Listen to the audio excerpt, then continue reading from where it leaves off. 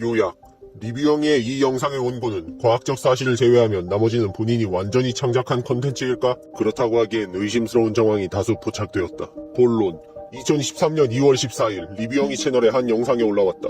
3일 정도 지난 현재까지 조회수는 256만회가 넘을 만큼 단기간에 파급력이 큰 영상이었다. 영상의 내용은 리뷰영이의 영상을 우주고양이 김춘삼이 카피해서 이를 리뷰영이가 저격하는 영상이었다.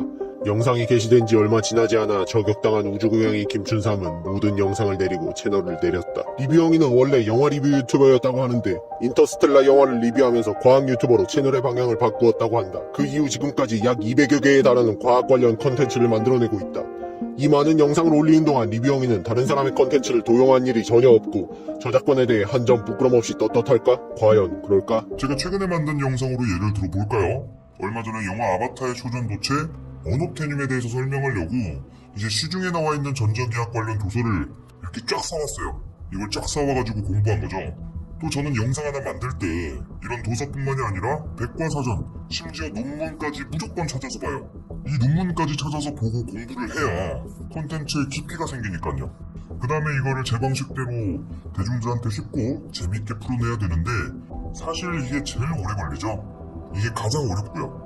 공부하는 것보다 이게 더 어려워요, 사실. 또 제가 만든 영상이 정말 혹시라도 이제 훌륭하신 학자들이 쌓은 과학 지식이 대중들한테 잘못 전달될까봐 작가님이랑 저랑 해가지고 2번, 3번씩 크로스 체크해요. 요약하자면 1. 본인은 영상을 만들기 위해 책을 찾아보는 건 물론이고 백과사전, 논문을 무조건 찾아서 보며 2.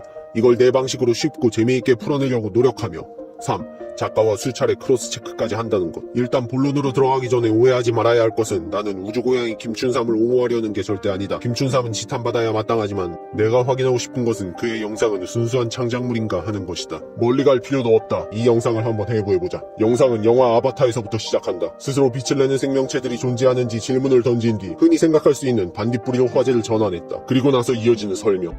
자, 그런데 실제로 이 반딧불이를 모아서 책을 볼 수 있을까요?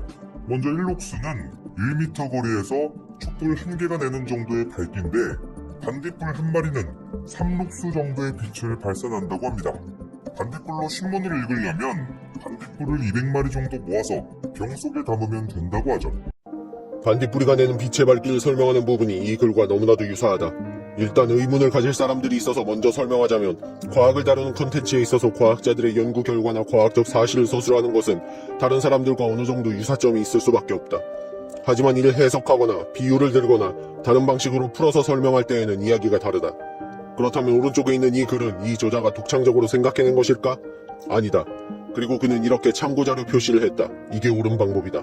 그리고 다른 글들도 당연히 이런 방식으로 인용했는데 어떤 글에서는 책 제목뿐만이 아니라 책의 몇 페이지에서 참고한 것인지 쪽수까지 정확히 적었다. 하지만 리뷰용의 영상과 설명란에는 출처나 인용에 대한 표기를 찾을 수 없다. 리뷰용의 영상을 조금 더 보자. 반딧불이가 빛을 어떻게 내는지 설명한다.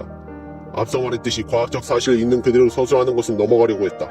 그런데 잠깐. 반딧불이는 이 생체 발광 과정에서 화학 에너지를 빛에너지로 무려 99%만큼 전환한다고요. 사실상 열도 거의 내지 않는 아주 차가운 빛인 거죠. 이 부분은 나무위키의 문장과 일치도가 매우 높다. 베끼지 않아도 이 정도는 유사할 수 있는 것 아니냐 반론을 펼칠 수 있지만 부사어 무려, 부사어 사실상, 그리고 차가운 빛이라는 공감각적 표현까지 한 문장에 이렇게 겹치는 경우는 드물다. 그리고 나서 반딧불이가 빛을 내는 것과 짝짓기와의 연관성을 설명한다. 반딧불이가 빛을 내는 이유는 짝짓기하고 관련이 있다고 합니다.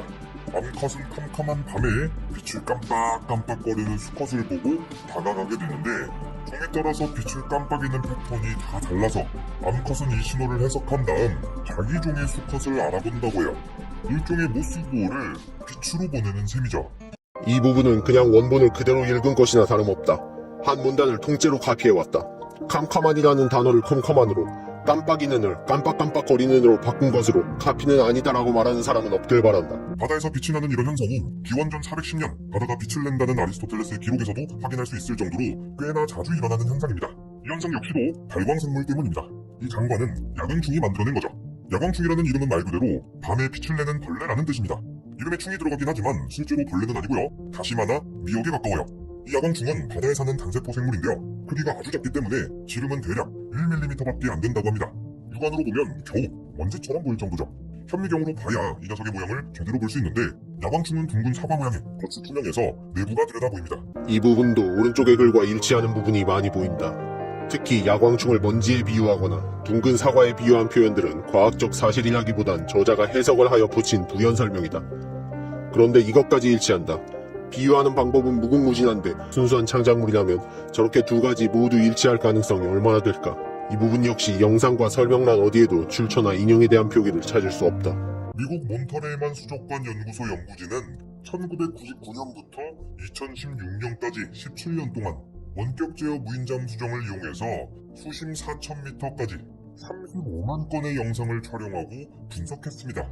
분석 결과 박테리아, 해파리, 오징어, 그리고 초롱아기, 도끼고개와 같은 스네어 종류 등등 촬영된 바다 생물들 중에서 무려 76%가 발광생물이었다고요.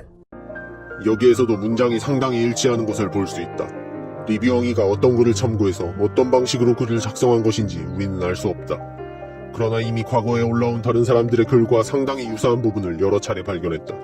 그러나 그의 영상과 설명란에는 출처 표기가 없다.